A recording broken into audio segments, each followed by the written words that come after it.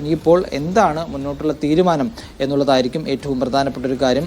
പ്രധാനമന്ത്രിയും ഈ സ്ഥിതി നിലവിൽ ഓരോ സെക്കൻഡിലും വിലയിരുത്തുന്നുണ്ട്. സംയുക്ത സൈനിക മേധാവിമാരുമായി നിരന്തരം കൂടിയാലോചന നടത്തുന്നുണ്ട്. അതോടൊപ്പം തന്നെ ആഭ്യന്തരമന്ത്രി അമിത്ഷായും പ്രതിരോധ മന്ത്രി രാജ്നാഥ് സിംഗും ഉൾപ്പെടെയുള്ള ആളുകൾ ഓരോ സെക്കൻഡിലും സ്ഥിതി വിലയിരുത്തുന്നുണ്ട്. സേനാ മേധാവിമാരുമായി നിരന്തരം ബന്ധപ്പെടുകയും ചെയ്യുന്നുണ്ട്. അതിർത്തികളിൽ കർശനമായിട്ടുള്ള സുരക്ഷയും ജാഗ്രതയും ഒരുക്കിയിട്ടുണ്ട്. രാജ്യത്തിന്റെ വിവിധയിടങ്ങളിലും കർശന ജാഗ്രത ഒരുക്കിയിട്ടുണ്ട്. ഡൽഹി ഉൾപ്പെടെയുള്ള സ്ഥലങ്ങളിൽ വലിയ സുരക്ഷാ ക്രമീകരണങ്ങൾ ഒരുക്കിയിരിക്കുന്നു. ഇന്നലെ രാത്രി ഇന്ത്യ ഗേറ്റ് പരിസരത്ത് വലിയ രീതിയിലുള്ള പോലീസ് പരിശോധനയുണ്ടായിരുന്നു. ഇന്നത് കൂടുതൽ ശക്തമായിരിക്കുന്നു. കേന്ദ്രസേനയെ ഉൾപ്പെടെ ഇന്ത്യ ഗേറ്റിന് സമീപം വിന്യസിച്ചിട്ടുണ്ട്. ഏതെങ്കിലും തരത്തിലുള്ള അനിഷ്ട സംഭവങ്ങൾ ഉണ്ടാകാതിരിക്കാനുള്ള ഒരു ശ്രമത്തിന്റെ ഒരു മുൻകരുതലിന്റെ ഭാഗമായിട്ടാണ് ഇത്തരം നടപടികൾ കൈക്കൊണ്ടിരിക്കുന്നത്. അതോടൊപ്പം തന്നെ വിമാന സർവീസുകളെ കഴിഞ്ഞ ദിവസം തന്നെ പ്രതികൂലമായി ബാധിച്ചിരുന്നു. രാജ്യത്തെ 27ലധികം വിമാന സർവീസുകൾ വിമാനത്താവളങ്ങൾ പൂർണ്ണമായും ഷട്ട് ഡൗൺ ചെയ്തിരിക്കുകയാണ്. വിമാനത്താവളങ്ങൾ പ്രവർത്തിക്കുന്നില്ല നിലവിൽ. അവിടേക്ക് വിമാനത്താവളങ്ങൾ വഴി യാത്ര ചെയ്യേണ്ട നിരവധി യാത്രക്കാരുണ്ടായിരുന്നു. അവർക്കിപ്പോൾ വിമാന കമ്പനികളടക്കം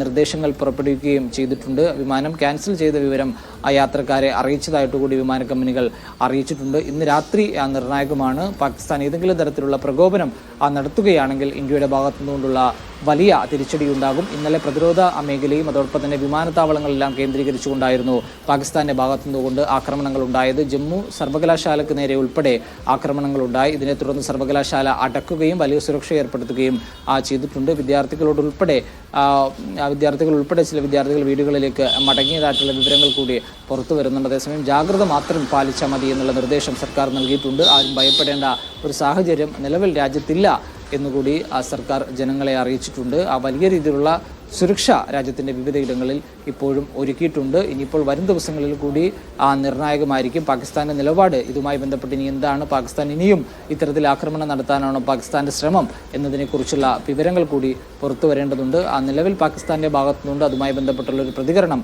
പ്രധാനമന്ത്രി ഉൾപ്പെടെയുള്ള ആളുകളുടെ ഭാഗത്തു നിന്നുകൊണ്ട് ഇതുവരെയും ഉണ്ടായിട്ടില്ല.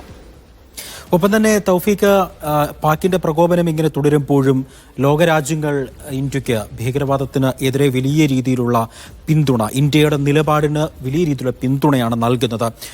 US, ബ്രിട്ടൻ വിദേശകാര്യ സെക്രട്ടറിമാരുമായി വിദേശമന്ത്രി സംസാരിക്കുകയും ചെയ്തിരുന്നു.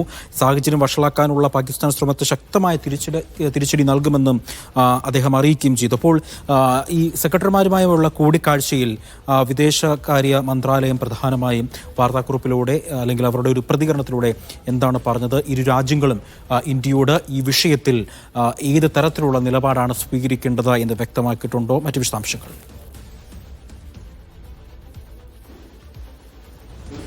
അമേരിക്ക ഉൾപ്പെടെയുള്ള ലോകരാജ്യങ്ങൾ ഈ വിഷയത്തിൽ കഴിഞ്ഞ ദിവസം തന്നെ ഇടപെടുകയും അവരുടെ നിലപാട് വ്യക്തമാക്കുകയും ചെയ്തിരുന്നു. അമേരിക്കയുടെയും റഷ്യയുടെയും UAEയുടെയും എല്ലാം പൂർണ്ണ പിന്തുണ ഇന്ത്യക്കൊപ്പമാണുള്ളത്. അതേസമയം പാകിസ്ഥാനുമായി അമേരിക്ക ഉൾപ്പെടെ സംസാരിക്കുകയും എത്രയും വേഗം ഈ ആക്രമണം അവസാനിപ്പിക്കണമെന്നുള്ള അഭ്യർത്ഥന അമേരിക്കയുടെ ഭാഗത്തുനിന്നുകൊണ്ട് ഉണ്ടാവുകയും ചെയ്തിരുന്നു.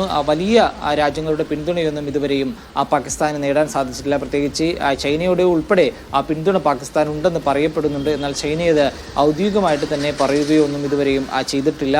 പാകിസ്ഥാൻ ഉപയോഗിക്കുന്ന ഡ്രോണുകൾ തുർക്കിയുടെയും അതോടൊപ്പം തന്നെ ചൈനീസ് ഡ്രോണുകളും എല്ലാം ഉപയോഗിക്കുന്നതായിട്ടുള്ള വിവരങ്ങൾ ഇന്നലെ പുറത്തു വരികയും ചെയ്തിരുന്നു. ഈ ആക്രമണത്തിന് ഉപയോഗിക്കുന്നതും ഇന്ത്യൻ മണ്ണിലേക്ക് അയച്ച ഡ്രോണുകളുമെല്ലാം ഇത്തരത്തിൽ തുർക്കിയുടെയും ചൈനയുടേതുമാണെന്നുള്ള വിവരങ്ങൾ പുറത്തു വരികയും ചെയ്തിട്ടുണ്ട്. ഇത്തരത്തിൽ ചുരുക്കം ചില രാജ്യങ്ങൾ മാത്രമാണ് ഇപ്പോൾ പാകിസ്ഥാനോടൊപ്പമുള്ളത്. മറിച്ച് മറ്റു പ്രധാന ലോകരാജ്യങ്ങളെല്ലാം ഇന്ത്യക്കൊപ്പമാണ് നിൽക്കുന്നത്. പാകിസ്ഥാനെതിരെ ഇന്ത്യ സ്വീകരിക്കുന്ന നിലപാടുകളും നടപടികളും തിരിച്ചടികളുമെല്ലാം നിരന്തരം അമേരിക്കയും റഷ്യ ഉൾപ്പെടെയുള്ള രാജ്യങ്ങളെ ഇന്ത്യ കൃത്യമായി അറിയിക്കുന്നുണ്ട്. ഇതിനെ തുടർന്നാണ് ഇത്തരമൊരു പിന്തുണ ഇന്ത്യക്ക് നിരന്തരമായി ലഭിച്ചുകൊണ്ടിരിക്കുന്നത്. ഇനിയും പാകിസ്ഥാന്റെ ഭാഗത്തു നിന്നുകൊണ്ട് പ്രതിരോധം അല്ലെങ്കിൽ പാകിസ്ഥാന്റെ ഭാഗത്തു നിന്നുകൊണ്ട് ഇനിയും വലിയ രീതിയിലുള്ള ആക്രമണ ശ്രമങ്ങൾ ഇന്ത്യക്ക് നേരെ ഉണ്ടാവുകയാണെങ്കിൽ അതിനെ കർശനമായിട്ട് അല്ലെങ്കിൽ അതിനെ കൂടുതൽ ഗൗരവത്തോടെ കണ്ട് അതിനെ നേരിടാൻ തന്നെയാണ് ഇന്ത്യ തീരുമാനിച്ചിരിക്കുന്നത്. നേരത്തെ വലിയ രീതിയിലുള്ള നടപടികൾ പാകിസ്ഥാനെതിരെ സ്വീകരിച്ചിരുന്നു. പഹൽഗാം ഭീകരാക്രമണത്തിന്റെ പശ്ചാത്തലത്തിൽ പാകിസ്ഥാനെതിരെ വലിയ നടപടികൾ നയതന്ത്ര തലത്തിൽ ഇന്ത്യ സ്വീകരിച്ചിരുന്നതിൽ ഏറ്റവും പ്രധാനപ്പെട്ടതായിരുന്നു സിന്ധു നദീജല കരാർ റദ്ദാക്കുക. അതോടൊപ്പം തന്നെ പാകിസ്ഥാനുമായിട്ടുള്ള എല്ലാ വ്യാപാര കരാറുകളും അവസാനിപ്പിക്കുക, പാകിസ്ഥാനിലേക്കുള്ള കപ്പൽ സർവീസുകളും അതോടൊപ്പം തന്നെ പോസ്റ്റൽ സർവീസുകളും എല്ലാം അവസാനിപ്പിക്കുക തുടങ്ങി സുപ്രധാനപ്പെട്ട തീരുമാനങ്ങൾ ഇന്ത്യയുടെ ഭാഗത്തു നിന്നുകൊണ്ട് ഉണ്ടായിരുന്നു. അതിന് സമാനമായി പാകിസ്ഥാനും ഇന്ത്യക്കെതിരെ പല നിലപാടുകൾ സ്വീകരിച്ചിരുന്നു. അതിന് പിന്നാലെയും വലിയ നയതന്ത്ര തലത്തിൽ പാകിസ്ഥാനെ ഒറ്റപ്പെടുത്താനുള്ള ശ്രമങ്ങൾ. ശരി, തൗഫീഖാണ് ഡൽഹിയിൽ നിന്നും വാർത്തയുടെ സമഗ്ര വിവരങ്ങൾ നൽകിക്കൊണ്ടിരിക്കുന്നത്.